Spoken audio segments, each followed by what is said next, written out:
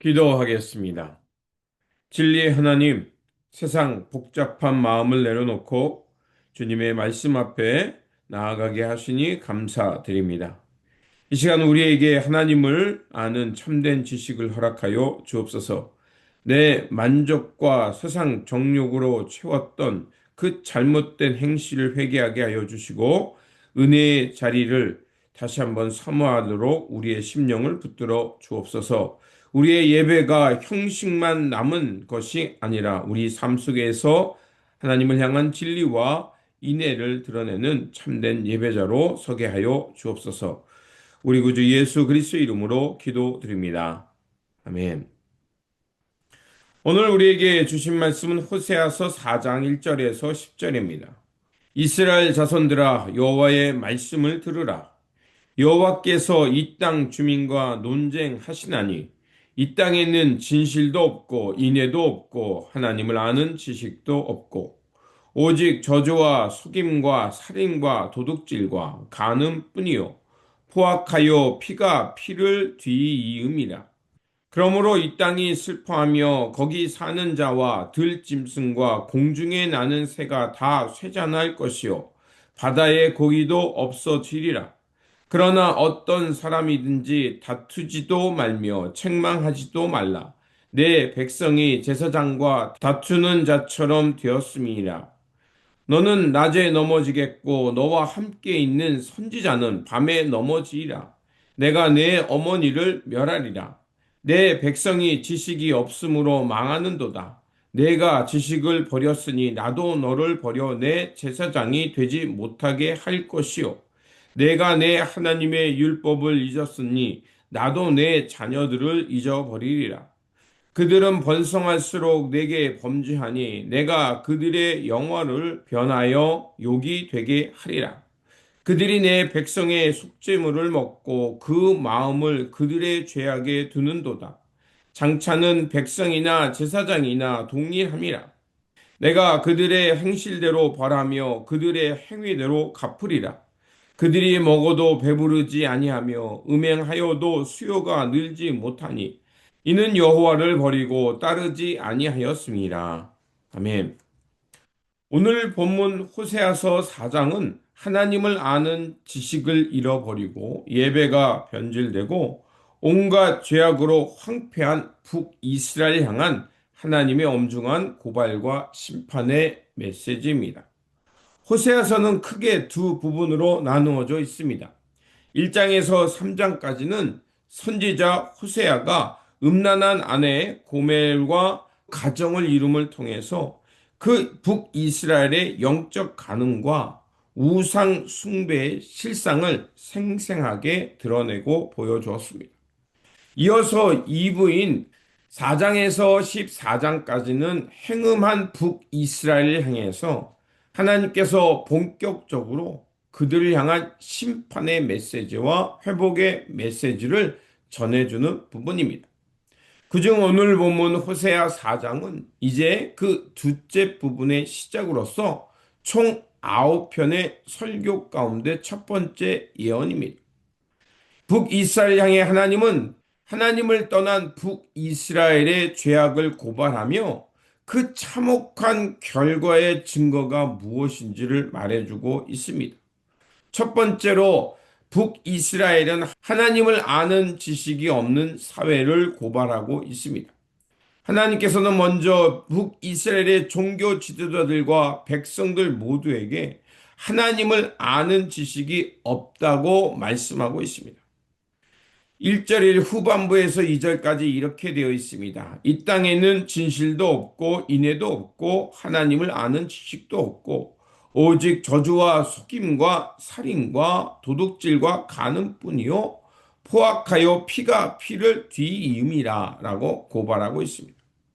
그들에게는 진실도 인애도 하나님을 아는 지식도 없다는 것입니다. 하나님을 경외하는 지식이 그 사회 저편으로 사라지자 제사장들이나 백성이나 구별할 것 없이 모두 죄를 짓기에 바빴다는 것입니다. 하나님을 경외함이 없는 사회. 그래서 그들이 아무리 풍요와 번영을 쫓는다 해도 그것은 그들에게 복이 될 수 없다는 것입니다. 오히려 그것들은 도리어 영적 감각을 마비시키게 되고 하나님 앞에서 오히려 진노를 쌓는 독이 될 뿐이라고 말하고 있습니다. 두 번째로 목석을 섬기며 영적 간음을 하는 백성들을 고발하고 있습니다. 하나님을 경외하는 지식이 사라지자 결국 그들은 우상 숭배와 탐욕으로 채워졌을 뿐입니다. 그래서 12절은 이렇게 고발합니다. 내 백성이 나무에게 묻고 그 막대기를 그들에게 고하나니 이는 그들이 음란한 마음에 미혹되어 하나님을 버리고 음행하였음이라 라고 말합니다. 나무에게 묻고 막대기에 고한다는 것은 생명 없는 목석을 섬기고 어리석은 그 마음으로 우상 숭배를 비유하는 것입니다. 그들은 하나님보다 물질적 풍요를 더 의지했고 산꼭대기에 나무를 만들어서 목석을 만들어서 그것이 신이라 착각하며 잘못된 예배를 드렸던 겁니다. 당시 바알 숭배는 다산과 번영을 기원하는 종교 의식이었습니다.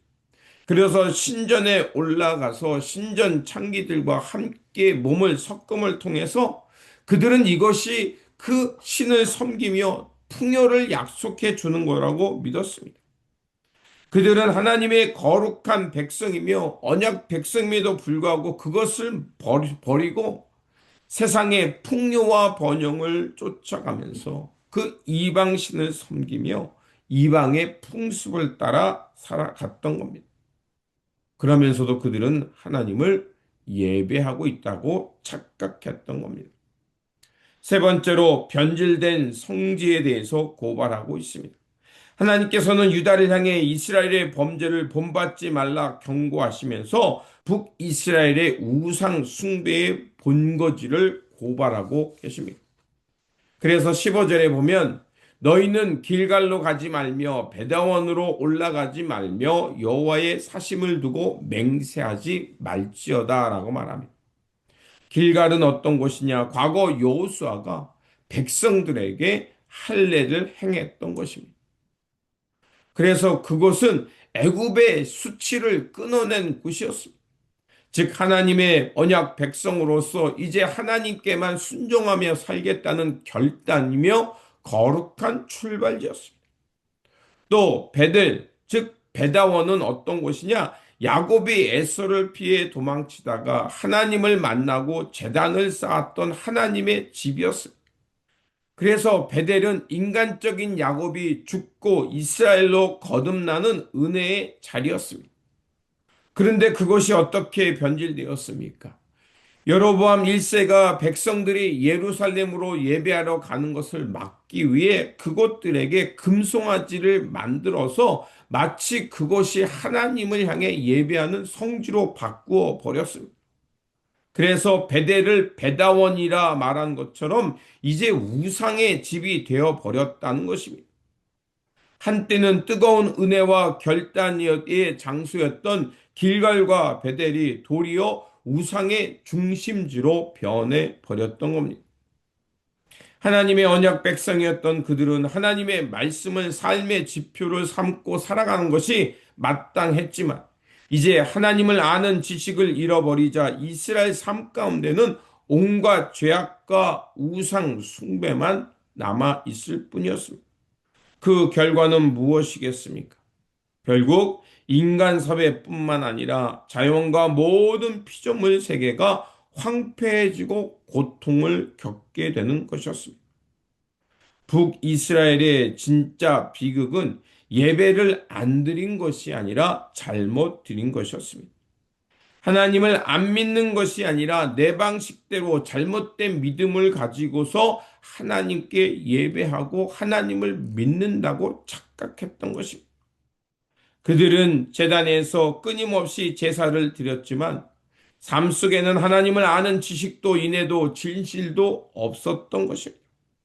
오늘날 우리 자신과 공동체를 살리는 길은 세상 화려함과 풍요를 쫓는 것이 아니라 그것을 내려놓고 하나님의 뜻에 마음 두고 살아가는 것입니다. 익숙함이라는 것은 자칫 잘못하면 내 방식대로 하나님을 생각하고 재단하고 하나님의 말씀을 따라가는 것이 아니라 내 마음이, 내 생각이 하나님의 뜻이다 착각하는 것입니다. 그렇기에 그런 것들을 우리가 다시 한번 경계하고 조심해야 합니다.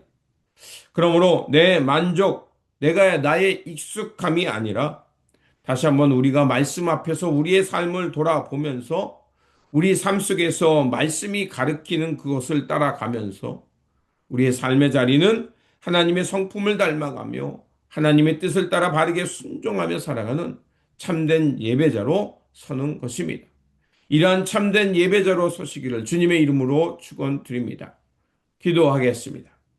진리의 하나님, 우리가 하나님을 경외하는 지식을 잃어버려 세상 헛된 것과 풍요를 쫓는 그 어리석은 자가 되지 않게 하여 주옵소서. 겉모습만 화려한 예배가 아니라 우리의 삶에 진실과 인애가 묻어나는 참된 예배가 되게 하여 주옵소서.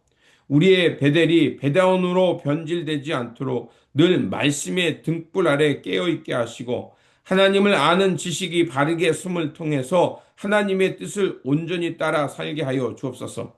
그래서 우리의 삶의 자리와 우리가 살아가는 모습이 이 사회와 우리가 서 있는 이곳에서 하나님의 성품을 닮아가며 오직 주님의 뜻에 합하여 살아가는 우리의 삶의 자리가 되게 하여 주옵소서. 우리 구주 예수 그리스도 이름으로 기도드립니다. 아멘.